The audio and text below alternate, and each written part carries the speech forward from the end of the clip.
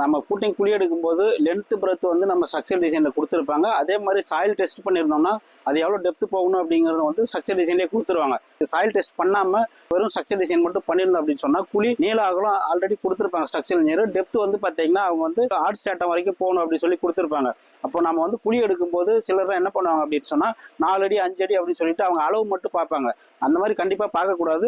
நம்ம வந்து இப்போ குழி எடுக்கும்போது அது எந்த அளவுக்கு ஹார்ட் சாயில் வருதோ அது எவ்வளோ டெப்த் போனாலும் பரவாயில்ல. அது 4 அடியிலையும் வரலாம், இல்லை 10 அடியிலையும் வரலாம். எவ்வளோ டெப்த் போனாலும் நமக்கு எங்கே ஹார்ட் சாயில் வருதோ அங்கே அது வரைக்கும் நம்ம மண் எடுத்தாகணும். அப்படி எடுத்தோம்னா மட்டும்தான் நமக்கு வந்து அந்த ஃபூட்டிங் வந்து ஸ்ட்ராங்காக இருக்கும். ப்ளஸ் வந்து நம்ம பில்டிங்கில் வந்து ஃபியூச்சரில் கிராக் வராமல் நல்லா ஸ்ட்ரென்த்தாக இருக்கும். இது வந்து பார்த்தீங்கன்னா எப்படி நம்ம தெரிஞ்சுக்கணும் அப்படின்னு சொன்னால், இப்போ எடுக்கும்போது இந்த மாதிரி வந்து சவுண்டு வரும் பாருங்க. எடுக்கிறது நல்லா தெரியும் உங்களுக்கு. வந்து கீழே அந்த ஜேசிபியோட பக்கெட்டே வந்து எடுக்க முடியல, அந்த அளவுக்கு வந்து ஸ்ட்ராங்காக இருக்குது. அதே மாதிரி இவ்வளோ இதாக இருக்கும். இந்த மாதிரி வந்து ஒவ்வொரு குழியிலையுமே வந்து பார்த்தீங்கன்னா கீழே ஹார்ட் சாயில் வர வரைக்கும் நம்ம எடுத்தோம்னா மட்டும்தான் உங்களுக்கு வந்து அது ப்ராப்பராக இருக்கும். இந்த மாதிரி நிறைய டெக்னிக்கல் டிப்ஸ்லாம் நம்ம சேனலை ஃபாலோ பண்ணுங்கள், சப்ஸ்கிரைப் பண்ணுங்கள். நன்றி. நான் சசிகுமார், சிவில் இன்ஜினியர்.